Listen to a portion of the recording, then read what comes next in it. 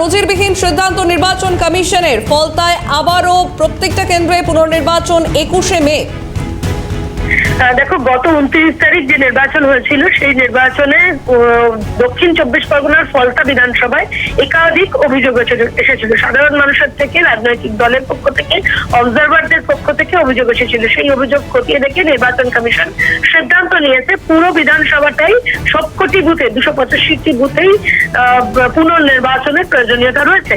আর এই পুনর্নির্বাচনের প্রয়োজনীয়তার অন্যতম কারণ হচ্ছে, যেহেতু অবাধ সুষ্ঠু নির্বাচন করবে বলে কথা দিয়েছিল নির্বাচন কমিশন, এখানে যখন একটা সমস্যা সৃষ্টি হয়েছে সেই কারণে এই পুনর্নির্বাচনের সিদ্ধান্ত নিয়েছে কমিশন। এবং সেক্ষেত্রে গতকাল কিছু জায়গায় মগরাহাট, পশ্চিম এবং ডায়মন্ড হারবারে পুনর্নির্বাচন হলেও ফলতার জন্য আলাদা করে দিন ঠিক করা হয়েছে। কমিশন নিজের প্রভিশন কাটিয়ে এবং এক্সটেন্ডেড পাওয়ার কাটিয়ে আগামী 21শে মে এই নির্বাচনের দিনক্ষণ স্থির করেছেন, এবং যার রেজাল্ট বেরোবে 3 দিন পর, অর্থাৎ 24শে মে।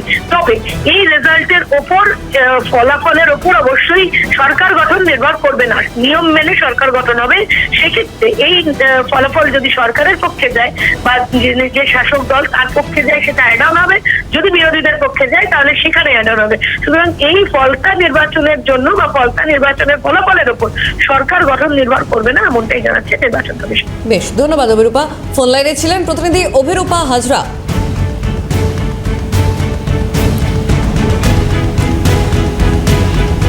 ফলতায় পুনর্নির্বাচন, গোটা বিধানসভা কেন্দ্রের নির্বাচন বাতিল হয়ে গিয়ে আবারও পুনর্নির্বাচনের সিদ্ধান্ত কমিশনের, এবং ফলতার বিজেপি প্রার্থী কি বলছেন এ নিয়ে শুনবো। আমরা বারে বারে দাবি করেছিলাম যে 150টা মতো বুথে মানে ঠিক মতো নির্বাচন হয়নি। কোনো ইভিএমে আতর দিয়ে দেওয়া হয়েছিল, কোথাও সেলোটেপ মেরে দেওয়া হয়েছিল, কোথাও সিসিটিভি যে ক্যামেরা ছিল ক্যামেরা ঘুরিয়ে রাখা হয়েছিল। আমরা দাবি করেছিলাম এবং নির্বাচন কমিশনকে আমরা চিঠি দিয়েছিলাম যে 150টার মতো জায়গা বুথে ঠিকমতো ভোট হয়নি, তাই পুনর্নির্বাচন করা হোক। এবং যিনি স্পেশাল অবজারভার এসেছিল, সেদিনও আপনাদের আমি বলেছিলাম স্পেশাল অবজারভারকে আমরা পিটিশন দিয়েছিলাম যে এগুলো সিসিটিভি ক্যামেরাগুলো যেগুলো লাগানো ছিল সেগুলো চেক করা হোক, যে আদৌ আমরা যেটা ঠিক বলছি কিনা সেটা দেখুন। এবং আমাদের পরবর্তীকালে উনি বলেছিলেন এগুলো স্ক্রুটিনি হয়ে আপনাদের জানানো হবে। এবং আজকের এই যে ঘোষণা হলো 21শে মে পুনরায় 285টা বুথে নির্বাচন হবে, এ থেকে আপনারা সবাই বুঝতে পারছেন যে কিভাবে এই ম্যানিপুলেট করা হয়েছিল নির্বাচনটাকে। এর সঙ্গে শুধু মানে সাধারণ এই যে প্রিজাইডিং অফিসার বা আপনার first polling, second polling, third polling এরা যুক্ত নয়। এর সঙ্গে আমরা বারে বারে একজনের নাম বলেছিলাম, যিনি আরও অমর বিশ্বাস, তিনি এর সঙ্গে যুক্ত রয়েছেন।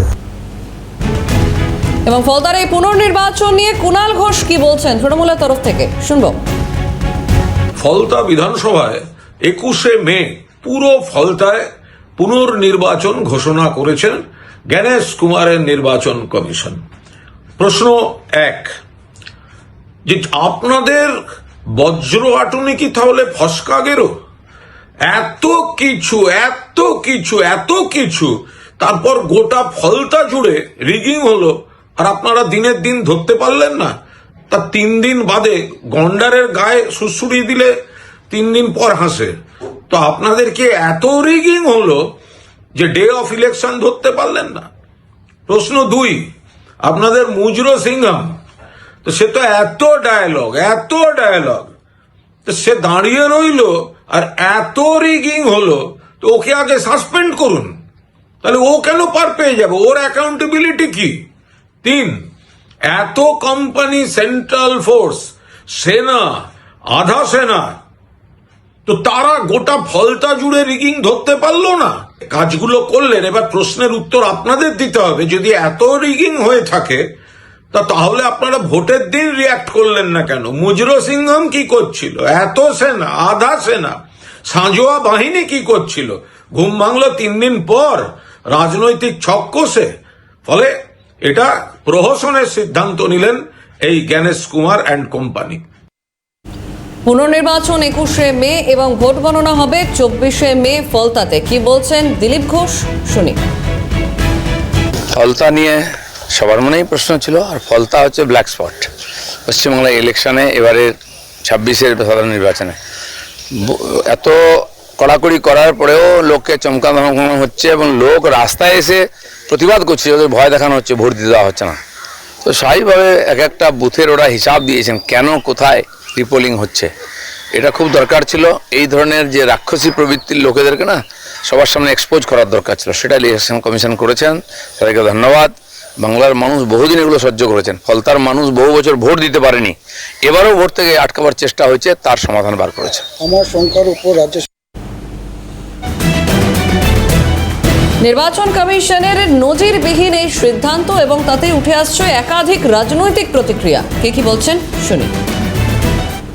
ফলতায় না একটা কি দাবাং না খেলতে পাঠিয়েছিল এনকাউন্টার স্পেশালিস্ট, সেই দাবাঙের রিপোর্ট অনুযায়ী তো রি-ইলেকশন হলো না। ফলতায় রি-ইলেকশন কেন করতে হচ্ছে? কারণ 1,71,000 ভোটে ফলতায় অভিষেক ব্যানার্জি লিড ছিল। আর আজকে এই নির্বাচনে যখন ব্যালট বাক্স খুলতো 2 লক্ষ ভোটে যখন ফলতার রেজাল্ট বেরোতো যে তৃণমূল এগোচ্ছে, বাকি কাউন্টিং সেন্টারে বিজেপির কর্মীরা কাউন্টিং সেন্টার থেকে ছেড়ে চলে যেত। বিজেপির কর্মীরা যাতে কাউন্টিং সেন্টারে মনোবল বজায় রাখে তার জন্য আর কত নিচে নামবে কৃতদাস কমিশন একটা গোটা বিধানসভার মানুষকে যারা বঞ্চিত করলো, এই দালালদের দালালি শরণার্থ করে লেখা থাকবে ইতিহাসের খাতায়, এবং এই দালালদের তাদের মালিক বিজেপি সহ বঙ্গোপসাগরে নিক্ষিপ্ত করবে বাংলার মানুষ। 4 তারিখ সেটার জন্য প্রস্তুত থাকে যেন 293 বাংলার মানুষ বিজেপিকে 250 থাপ্পড় মারছে। বিধানসভায় আবারও ভোট হবে, পুনর্নির্বাচন। বেনজির সিদ্ধান্ত নজিরবিহীন, কোনো সন্দেহ নেই। আসলে নজিরবিহীন ঘটনা বলি, ওদিকে বিজেপি এদিকে তৃণমূল, নজিরবিহীন ঘটনা বলি। ওখানকার লড়াই তো মানুষের মঞ্চেতার লড়াই না, দাবাং বরাং পুষ্পাল লড়াই। এই তো চলছে কদিন ধরে। এবং তারপরে ভোট ইভিএম এ মেশিনে রিলেটিভ সহ নানাবিধ বন্দোবস্ত নজিরবিহীন, এ নিয়ে কোনো সন্দেহ নেই। 67টা না 50টা কি 70টা কতগুলো বুথে কমপ্লিট অভিযোগ, কোনো সন্দেহ নেই সে ব্যাপারে। 10%-এর চেয়ে অনেক বেশি, হয়তো 20% প্লাস।